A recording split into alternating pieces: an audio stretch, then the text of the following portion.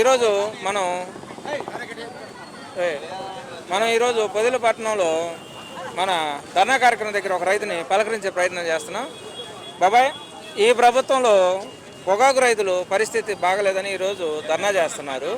అయితే ఈ ధర్నాలో ఈ ప్రభుత్వం ఇంత దిగజార్చిందని మహిళలు కావచ్చు, రైతులు, పెద్దోళ్ళు కావచ్చు, పిల్లలు కావచ్చు, ఇంతమంది స్వచ్ఛందంగా తరలిచ్చారు. అయితే పొగాకు రైతుల గురించి మీ అభిప్రాయం ఎంత? పొగాకు రైతుల గురించే ఇవాళ ఈ ధర్నా జరగడం కారణం ఏంటంటే వాళ్ళు అన్యాయం అయిపోతున్నారని. ఒక ఎకరాకు వచ్చి పెట్టుబడి పెట్టిన దాంట్లో సగం కూడా రావటం లేదని రైతులు ఆవేదన వ్యక్తం చేస్తా, రైతులు నానా ఇబ్బందులు పాలవుతున్నారని. మళ్ళీ సంవత్సరం మనం లేస్తామా లేవలేదా?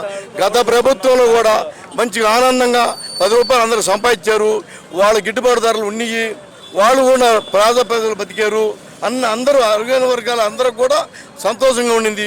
ఇప్పుడు పొగాకు రైతులు మేము దెబ్బతింటాము, రేపొద్దు మా పరిస్థితి ఏంది, మాకు బ్యాంకు ఇచ్చిన లోన్లు కట్టలేము, వాళ్ళు ఇళ్ళ మీదకి వస్తారు, వాళ్ళు అర్రాసులు వేస్తున్నారు, డిమాండ్ చేస్తున్నారు, మా పరిస్థితి ఏంది అయ్యా, మాకు ఏదన్నా డిమాండ్గా మాకు పొగాకుని ఏమన్నా కొనిపించి ఇతర దేశాల నుంచి వచ్చి ప్రభుత్వం పట్టించుకొని కొనిచ్చాలని మా మనవి.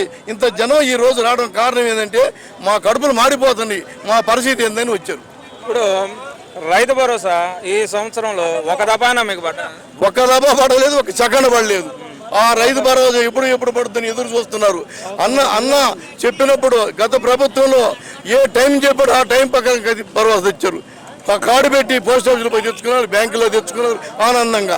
4 కట్టలు 24 కట్టలు సూపర్ తెచ్చుకొని వాళ్ళ పని వాళ్ళు చేసుకున్నారు. రైతు భరోసా ఈ రోజు పడలా.